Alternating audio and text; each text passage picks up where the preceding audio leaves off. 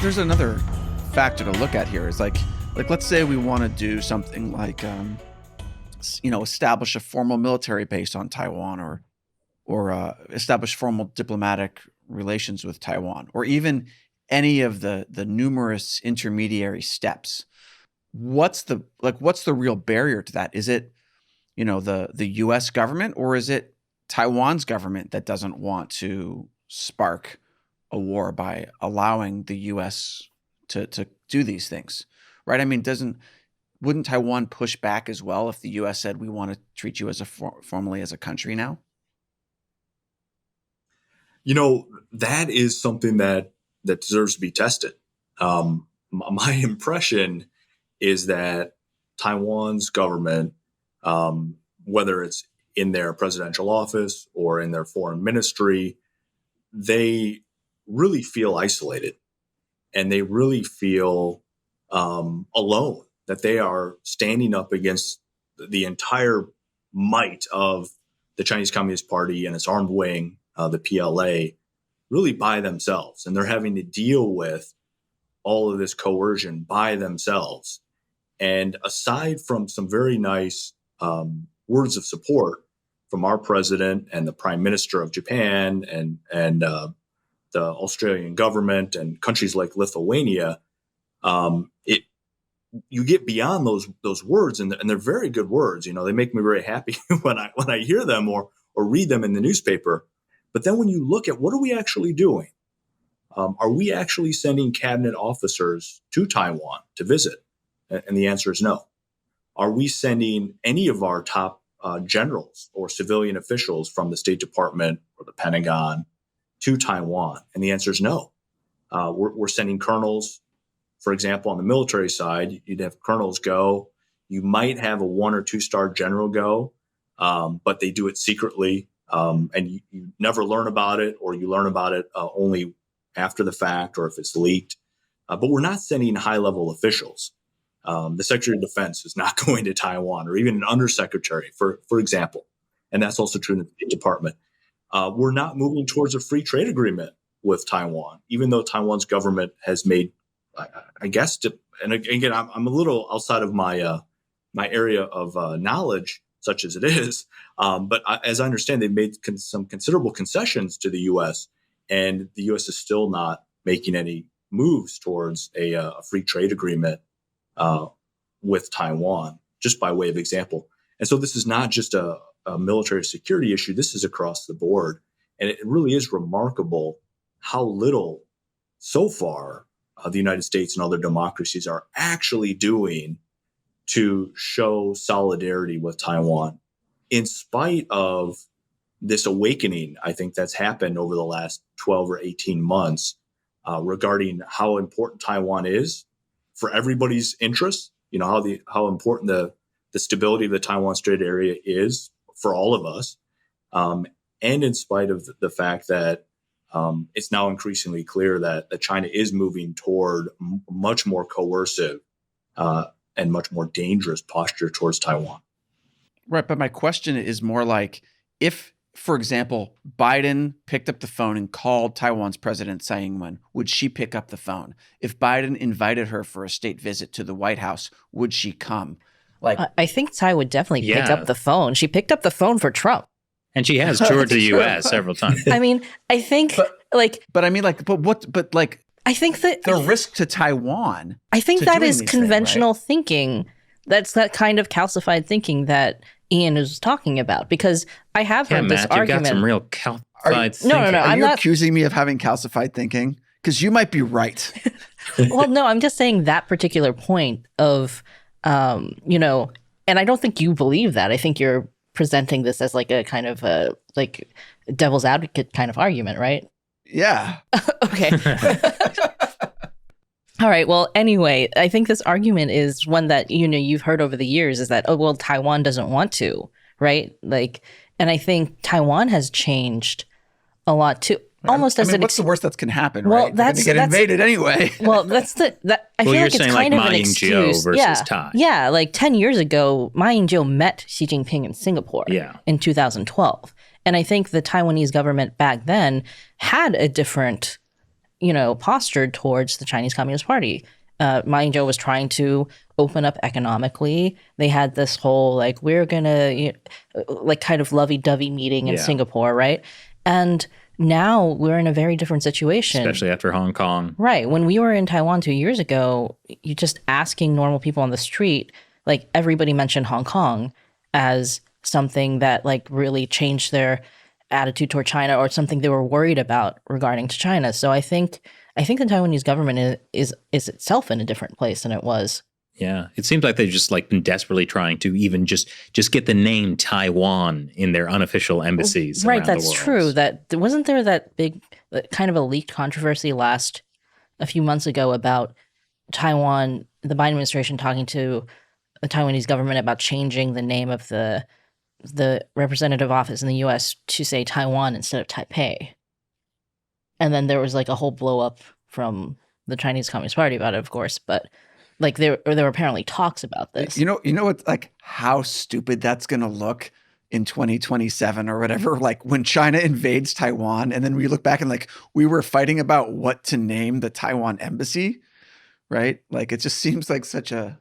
I don't think they were fighting. I think it was like a discussion that was like it looked like they were going to do it.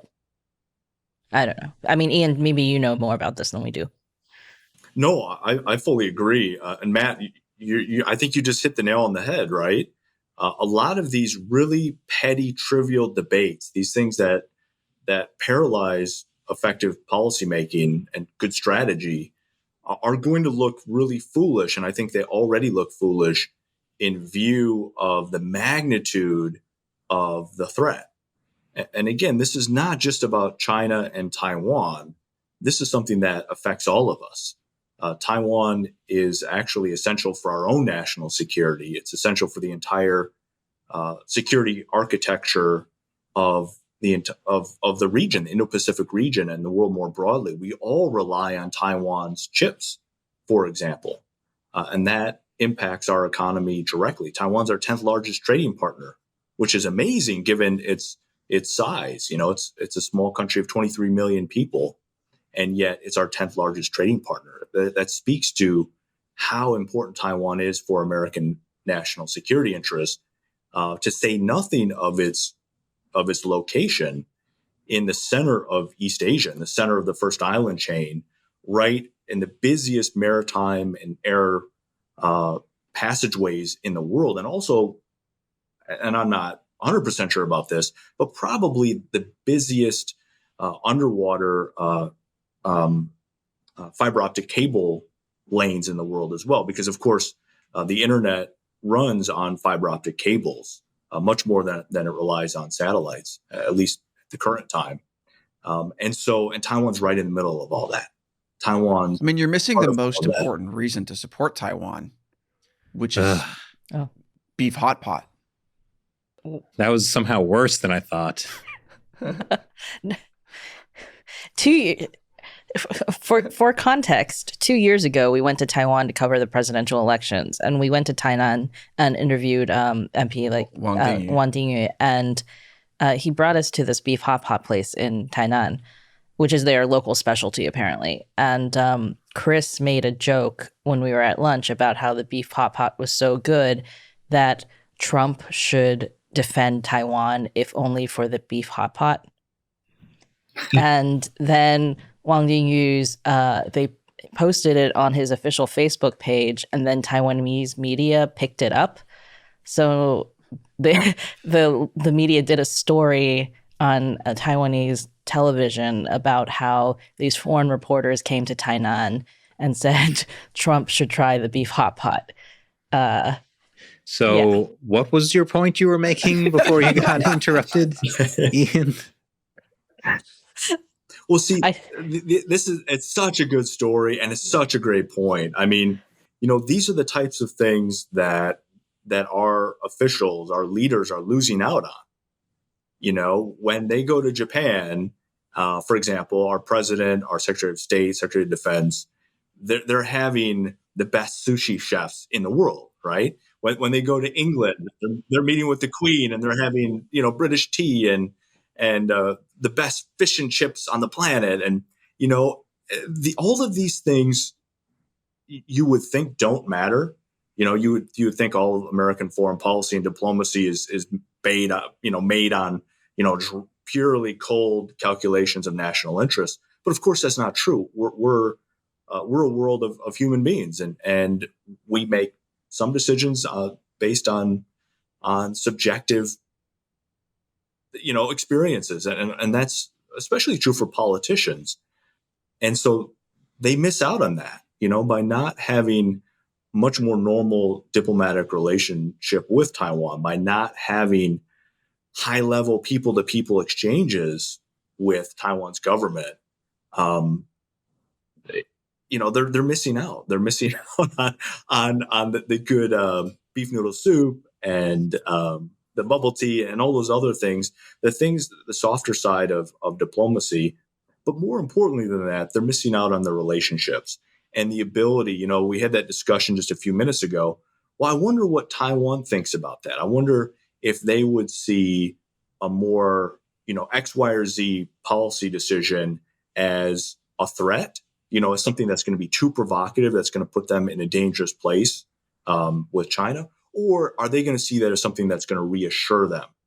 The answer is we could just ask them. Yes, exactly. But you would have to have a relationship of real trust with real friends to get an honest answer, because politicians may just say what they think the other side wants to hear. And of course, this is especially true in some other cultures that are not as necessarily as straight shooting and as open and as wild as Americans can be when we talk to others around the world. Different cultures can be more reserved, for example, and more sensitive. That's true in Scandinavian countries. It's true, I think, in East Asia. And so to get a good read, to really get to the ground truth, I think you have to have these relationships that are built on trust. And in order to build trust, you have to be able to meet each other in person and to develop those kinds of relationships over things like, Hotpot. And unfortunately, we don't have that right now with Taiwan. Yeah, no, I mean, it's a good point, because other than Taiwan being, the unsinkable aircraft carrier that defends the first island chain and all that, it's like the best reason to defend Taiwan against an invasion is you have 23 million wonderful people who share our values largely, believe in freedom and democracy, and have their own amazing rich culture that would be wiped out if China invaded, the way that the Communist Party wiped out China's culture in mainland China. Or what they're doing in Hong Kong right now. Yeah. Or Xinjiang, or Tibet, or anywhere. Right. And if you've never been to Hong Kong or Xinjiang or Taiwan, if you've never met the people who actually live there, then it's very easy to have a callous approach and to just think of them as an abstraction instead of as fellow human beings that are just like you. And in many cases, share your fundamental beliefs and values and principles, and in some cases are your good friends. If that's not the case, and I think it's certainly not the case for the vast majority of people in the U.S. government and in other democratic governments around the world, because they don't go to Taiwan, then it's easy to see it all as something just abstract, something distant. It's not personal. There's no emotion attached to your policy. And I think there's something really unfortunate about that. And I think it's very problematic.